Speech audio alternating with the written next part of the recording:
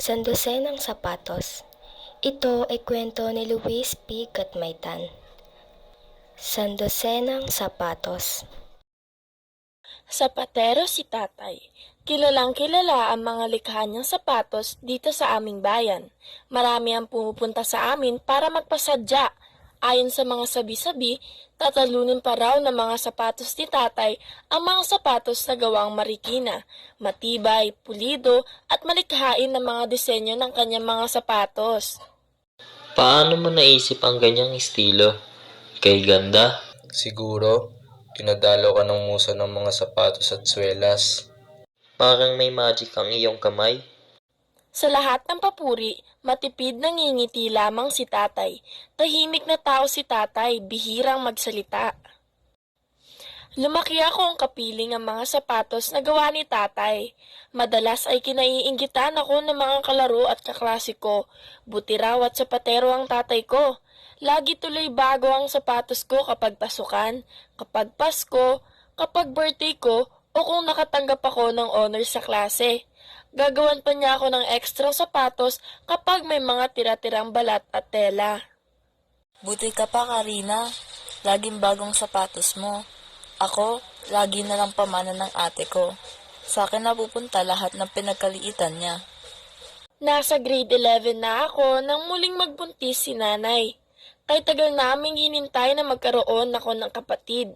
Sabi ng lola ko, sinagot na raw ang matagal nilang dasal na masundan ako. Naku, magkakaroon na pala ako ng kahati sa mga sapatos, pero di bale, dalawa na kaming igagawa ni tatay ng sapatos ngayon. Habang nasa tiyan pa si baby, narinig kong mag-uusap sina tatay at nanay. Nagpa-check up ako kanina. Sabi ng doktora, babae daw magiging anak natin. Talaga, kung babae nga, pag-aaralin natin ang ballet. Gusto kong magkaanak ng ballet dancer. Ngayon pa lang ay pag-aaralan ko ng gumawa ng sapatos sa pang-ballet. Pero hindi lahat ng pangarap ni tatay ay natupad.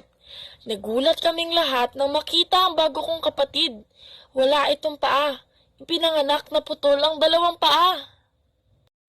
Nakarinig kami ng kung ano-anong chismis dahil sa kapansanan ng kapatid ko.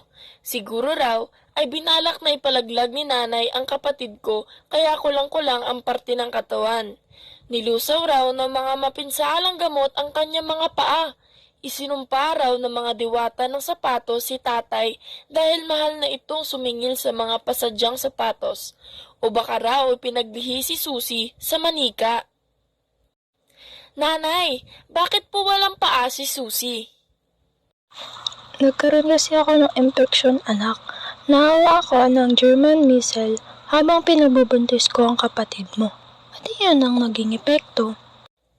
Hindi na magiging ballet dancer ang kapatid ko. Malulungkot si tatay. Araw-araw ganun ang naiisip ko kapag nakikita ko ang mga paa ni Susi. Kaya pinilit ko si nanay na muling pag-aralin ako sa isang ballet school. Pero, Mrs., bakit hindi niyo po subukang enroll si Karina sa piano, o sa painting, o sa bandurria class? Hindi yata talagang para sa kanya ang pagsasayaw. nalungkot ako. Hindi para sa aking sarili kundi para kina tatay at Susi at sa mga pangarap na masyadong mailap. Saksi ako kung paanong minahal siya ni na tatay at nanay. Walang pwedeng manloko kay bunso. Minsan, habang kami ay nagpipiknik sa parke, may isang mama na nakakita kay Susi. Tignan nyo, pwedeng pang karnabal yung bata. Biglang namula si tatay sa narinig. Tumikom ang mga kamao. Noon ko lang nakitang nagsalubong ang mga kilay ni tatay. Muntik na niyang suntukin ito. Anong problema mo, ha? Mabutit napigilan siya ni nanay. Isang gabi, habang nakahiga kami sa kama, narinig kong kinausap ni tatay si Susi. Anak, hindi baling kulang ang mga paa mo. Mas mahalaga sa amin ng nanay mo na lumaki ka ng mabuting tao at buo ang tiwala sa sarili. Hindi tumigil si tatay sa paglikha ng sapatos para sa akin.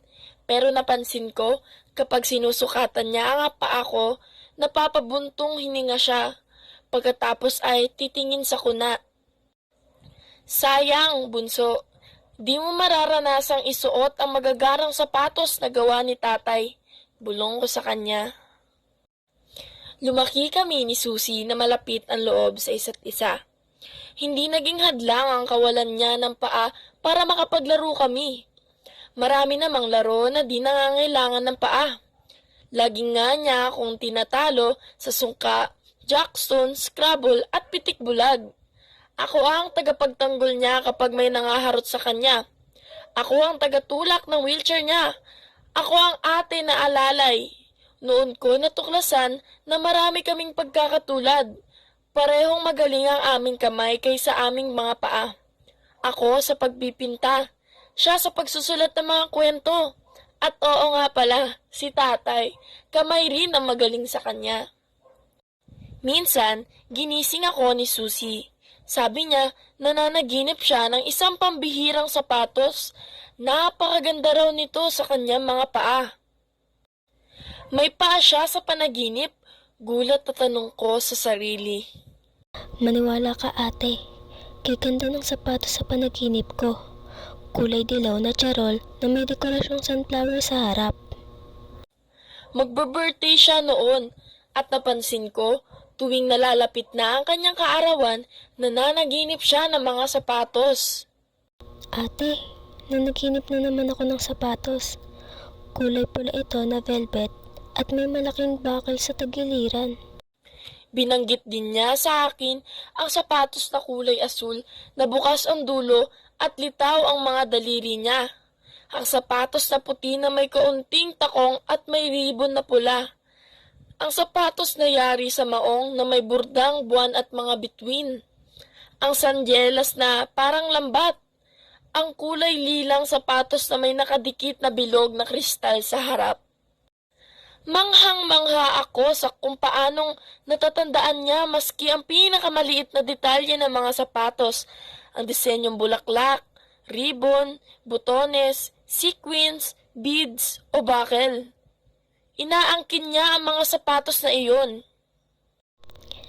Ate, paglaki ko, susulat ako ng kwento tungkol sa mga sapatos na napapanaginipan ko.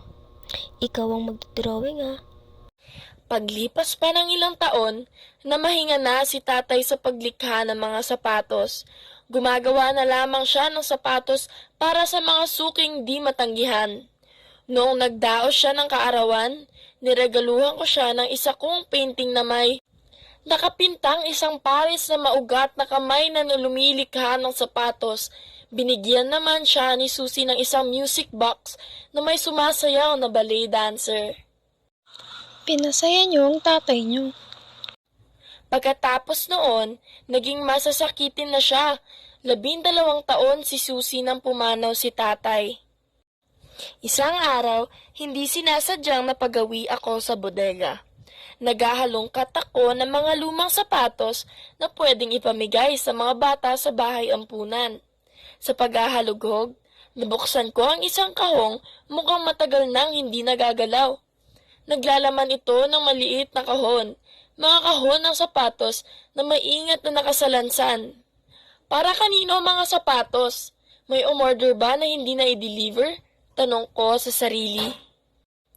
Pero nang masdan ko ang mga pares sa sapatos na iyon, nagulat ako. Taglay ng mga sapatos ang pinakamahuhusay na disenyo ni tatay. Iba-iba ang sukat nito. May sapatos sa pang-baby, may sapatos sa pang-binyag, may pang first communion, may pampasyal, may pamasok sa eskwelahan, may pang simba, may sapatos na pang dalagita. Lalo akong nagulat nang mabasa ang kanyang dedication sa nakasabit na papel para sa pinakamamahal kong si Susie, alay sa kanyang unang kaarawan. Iniisa-isa ko ang mga kahon. Lahat ng sapatos na nandoon ay para kay Susie. Diya't ginagawa ni tatay si Susie ng mga sapatos? Para kay Susie, lugod ng aking buhay, sa pagsapit niya ng 7 kaarawan. Taon-taon, hindi pumalya si tatay sa paglikha ng sapatos sa tuwing magdaraos ng kaarawan si Susie. Sandosenang sapatos lahat-lahat. Handog sa mahal kong bunso, sa kanyang ika-12 kaarawan. Napaiyak ako na makita ang mga sapatos. Hindi kong akalaing ganun pala kalalim magmahal si tatay. Binitbit ko ang sandosenang sapatos at ipinakita ko kina nanay at Susie. Hindi ko alam na may ginawa siyang sapatos para sa'yo, Susie. Inilihin niya sa akin ng mga sapatos. Ate, ito ang mga sapatos na napanikinipan ko. Ha? Noon ko lang naalala ang mga sapatos na ikinikwento ni Susie. Dilaw na charol na may dekorasyong sunflower sa harap. Kulay pulang velvet na may malaking buckle sa tagiliran. Asul na sapatos sa bukas ang dulo. At litaw ang mga daliri. Kulay puti na may kaunting takong at may ribbon na pula. Sapatos na yari sa maong na may burdang buwan at mga bituin. Sandyelas na parang lambat. Kulay lilang sapatos na may nakadikit na bilog na kristal sa harap. Naisip ko, tinawid kaya ng pag-ibig ni tatay ang mga panaginip ni Susie para maipasuot sa kanya mga sapatos? Hindi ko tiyak. Ang tiyak ko lang, hindi perpekto ang buhay na ito. Gaya ng hindi perpekto ang pagkakakilala sa mga kapatid ko. Pero may mga perpektong sandali, gaya ng mga sandaling nilikha ni tatay, ang pinakamagagandang sapatos para kay Susie. At dyan nagtatapos ang kwentong Sandosenang Sapatos.